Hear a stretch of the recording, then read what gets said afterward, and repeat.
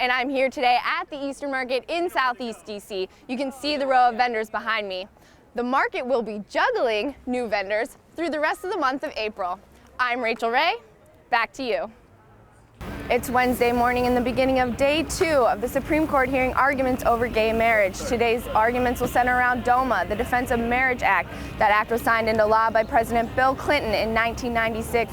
Protesters are again alive and well, and the media seems to think it's a pretty big deal, once again on the front page of the Washington Post. I'm here outside the U.S. Capitol, where lawmakers just shot down the latest proposed gun control bill. That legislation was brought by U.S. Senators Manchin and Toomey, and it would have required potential gun owners to go through more extensive background checks. 40,000 people were expected to come out today, and you can see the stage right behind me as people are clearing out. The parade just ended with the ceremonial dragon dance. PETA employs several hundred people across the nation and internationally. With an office out in Los Angeles, it's headquartered in Norfolk, Virginia, and it has an office right here in DC. The European Union has been making headlines over the last 5 years for the European financial crisis. Just last week, Cyprus became the latest EU member to ask for a bailout. So what do all these bailouts mean for the future of the EU? Well, I did some research and sat down with one expert to figure it all out. Okay, I was going to actually ask you what the national implications are going forward. So you think states are just going to follow suit?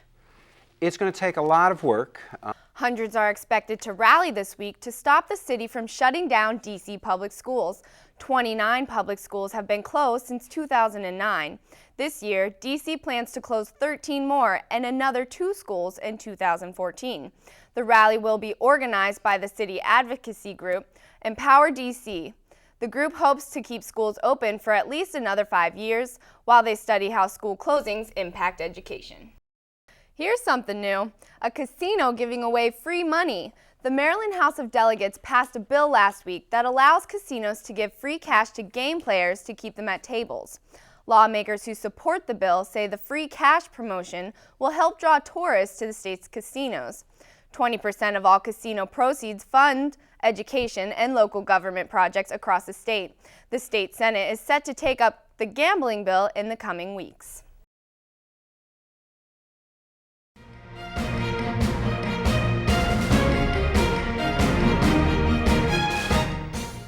John Kerry takes his first official trip today as Secretary of State.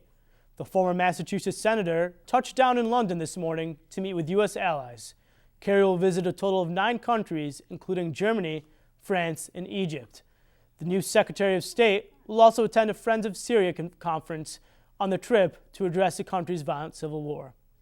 Senator Chuck Hagel is expected to be confirmed as the next Secretary of Defense this week. After a lengthy battle, Hagel already has the support of a majority of Democrats. Republicans delayed a final vote to request additional information on Hagel's role in the terrorist attack that killed a U.S. diplomat in Libya. The Senate returns to work this week, and both Democrats and Republicans say a filibuster is unlikely. Congressmen in Illinois will square off against one another in a primary election on Tuesday. 22 Democrats and Republicans have their names on the ballot.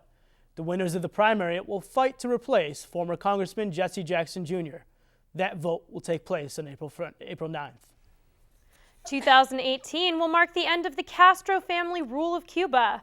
While accepting his presidency Sunday, Raul Castro announced this will be his last term. He hinted that Miguel Diaz-Canel, now his lieutenant, would be his successor. During his term, Castro plans on limiting the presidency to 2 terms and adding an age cap. The UK's highest-ranking cardinal is stepping down after accusations of inappropriate behavior. Cardinal Keith O'Brien, leader of the Scottish Catholic Church, resigned last Monday, but the Vatican announced the move today. O'Brien is accused of inappropriate behavior towards priests going back to the 1980s. While O'Brien denies the claims, the cardinal has apologized to his ministry. As top Catholic leaders from around the world prepare to elect the next pope, people are discussing whether the conclave will have an Obama moment and pick a Latino or African successor for the first time in modern history. Reporter Jackie Ho has the story. The Roman Catholic Church says they're considering electing a non-European pope. The Vatican says they hope to have a new pope elected and formally installed before Palm Sunday on March 24th. Yesterday was the Pope's last Sunday prayer and blessing. More than 100,000 people came to see him at St. Peter's Square. And at this time next week, he'll be gone from the Vatican, and the campaign to choose a new pope will be well underway. I'm here at the crossroads, literally, of two churches, the Holy Trinity Parish and the Catholic Apostolic Church in North America. Two priests give their opinion on what it could mean to have the first non-European pope that we've seen in over 1,000 years. The reality is that the center of the church has shifted. The center of gravity has shifted to Africa and Asia, and it only makes sense that with that shift of gravity, there would certainly at some point make sense to see leadership also start to be raised up from there. Many say that having a non-European pope might inspire positive and progressive change within the Catholic community. We split from Rome in 1945 as a Catholic Apostolic Church in Brazil, and we are considered a progressive movement in South America. So our feelings is if the church could come closer to us, we would feel very good about it. Among the top contenders for the Vatican's top job include two cardinals from Africa, a Canadian and an Italian. I'm Jackie Ho, District Wire News, Washington. Notre Dame star linebacker Manti Te'o addressed the media at the NFL Combine this weekend. The linebacker answered questions from over 200 reporters about the embarrassing hoax concerning his girlfriend that never existed. Saturday was Te'o's first press conference since the hoax unfolded. Te'o talked about how this experience affected his family over the past month. Te'o hopes he can put the hoax behind him and focus on football. Rosa Parks is coming to D.C. on Wednesday. A larger-than-life statue of the historic figure will be unveiled on Capitol Hill. It will stand in Statuary Hall, becoming the first D.C. statue of an African-American woman. President Obama will speak at the ceremony and says it will be a powerful moment for African Americans. Coming up after the break, Michelle Reed, back in D.C., will show you why the controversial former head of D.C. Public Schools is back in town.